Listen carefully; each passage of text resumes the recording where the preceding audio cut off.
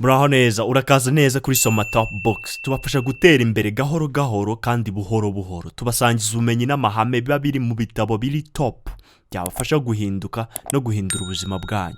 Uyu munsi tugiye kubasangiza ubumenyi buri mu gitabo cyiza cyane. Ni igitabo cyitwa How to Win Friends and Influence People, cyangwa ni gute nabona cyangwa nakwigarurira inshuti nkanahindura abantu. Cyanditswe na Dale Carnegie. Iki gitabo ubushakashatsi bwagaragaje ko 90% by'abakire bari kuri iyi si bagisomye kandi bagisoma ku buryo buhoraho.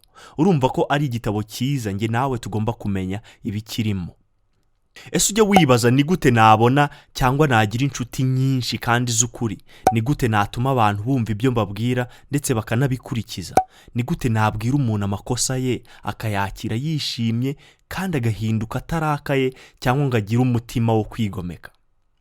Iki gitabo cyuzemo amasomo menshi kandi meza yagufasha mu buzima bwawe bwa buri munsi, cyane cyane niba ufite aho uhurira n'abantu cyangwa niba ibyo ukora biguhuza n'abantu. Gusa nk'ubwije ukuri nuko niba utanafite aho uhurira n'abantu, ubumenyi buri muri iki gitabo nawe urabukeneye. Uyu munsi tugiye kwiga amasomo ari mu gice cya mbere cyangwa pariti ya mbere y'igitabo How to Win Friends and Influence People. Ni pariti ifite umutwe ugira uti uburyo cyangwa tekinike z'ibanze zo gutwaramo abantu, cyangwa Fundamental Techniques of Handling People mu rurimi rw'icyongereza. Iki gice kirimo amayeri akomeye yo gufatamo abantu byanga bikunda ugomba kumenya niba ushaka kubana neza n'abantu kandi ukabona icyo ubashakaho. Reka dutangire. Isomo rya mbere riragira riti ugomba kwirinda kunenga cyangwa kujora. Icyo ni icya mbere. Ugomba kwirinda kugira uciraho iteka, kandi ugomba kwirinda kwitotomba cyangwa kwijujuta. Ese wari uzi ko kunenga cyangwa gukritika umuntu bidatuma ahinduka ngo areke ibibi cyangwa ingeso mbi yari arimo akora? Burya ngo niyo abiretse biba ari iby'igihe gito, nyuma arongera akabisubiramo. Gukritika cyangwa kunegura umuntu ni bibi cyane kandi ni no gukora ubusa cyangwa ni ukwiruhiriza ubusa. Icyo bizana ni ukwigomeka, uburakari ndetse no gushaka kwihagararaho. Niba ushaka gutwara neza abantu, ugomba kwirinda kunegura abantu cyangwa kubajora, kuko kenshi ntibaba bazi ko ibyo bakoze ari amakosa. Burya 99% by'abantu bakora ibyaha baba bumva ari abere, bumva ko nta kibi baba bakoze, ari nayo mpamvu kenshi na kenshi bihagararaho bakidefanda. Muri iki gitabo Carnegie atanga ingero nyinshi z'abantu bakatiwe igihano cy'urupfu kubera ibyaha bikomeye babaga bakoze, ariko bakarinda bagera ku munota wa nyuma nta n'umwe uremera icyaha yakoze cyangwa amakosa yakoze. Ugasanga benshi barimo baravuga bati ibyo twakoze twabikoze ku nyungu za benshi, cyangwa twarimo twidefanda, twarimo twirinda, bityo ko turabere. Ugomba kumenya ko ikiremwa muntu kiyoborwa cyane n'amarangamutima ndetse no gushaka icyubahiro.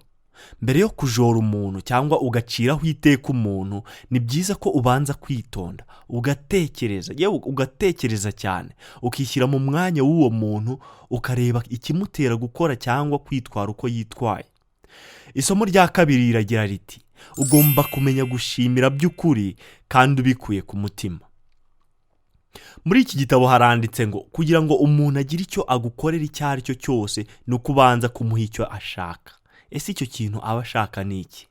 Abantu benshi bumva ko kuko umuntu yabonye ibyo kurya, aho kuba, imyambaro, imibonano mpuzabitsina se, ko ibyo biba bihagije. Bakibagirwa cyangwa bakirengagiza ikintu cy'ingenzi, ari cyo kwifuza kumenyekana ndetse no kuba uw'agaciro cyangwa uw'ingenzi. Iki ni cyo cyifuzo abantu benshi hafi ya bose batuye isi baba bafite mu byo bakora byose. Umukene n'umukire bose baba bifuza kumenyekana ndetse no gufatwa nk'abantu b'agaciro. Uburyo bwonyine bwo gutuma umuntu yumva ko ari uw'agaciro cyangwa ari uw'ingenzi ni ukumushimira no kumwankuhaja. Mbese nawe reba uko wiyumva iyo umuntu akubwiye ngo uri gukora ibintu byiza, komerezaho.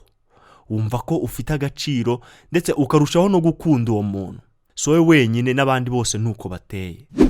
Shimira abantu by'ukuri bitarimo uburyarya, ubatera imbaraga mu byo bakora, nta kabuza bazakwishimira, bityo ibyo ubashakaho nawe ubibone bitakugoye. Isomo rya gatatu riravuga ngo kangura ubushake mu wundi muntu cyangwa tumagira inyota yo gushaka gukora icyo ushaka. iri somo ni ingenzi cyane. Ugomba kumenya ko nk'uko igihe cyose uba wihugiyeho ushishikajwe n'ibyo ushaka gusa, n'abandi bose niko biba bimeze.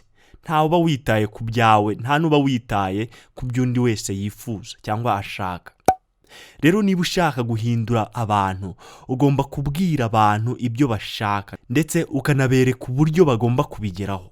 Ibi ukabikorana umutima w'ukuri, bitarimo uburyarya cyangwa ibyo bita manipulation. Muri iki gitabo Carnegie avuga amagambo yavuzwe na Henry Ford, ariyo agira ati: dore ibanga ryo gutsinda, ugomba kwishyira mu mwanya w'undi muntu, noneho ugatekereza nkawe ndetse nkawe icyarimwe.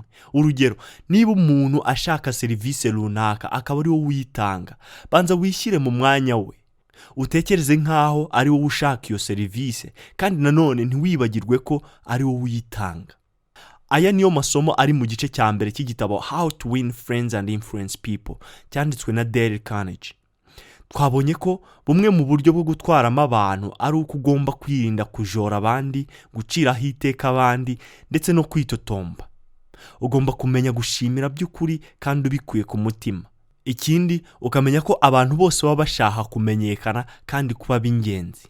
Ubutaha tuzakomeza n'igice cya kabiri cy'iki gitabo, aricyo kivuga ku buryo butandatu wakoresha abantu bakagukunda kandi bakakwiyumvamo.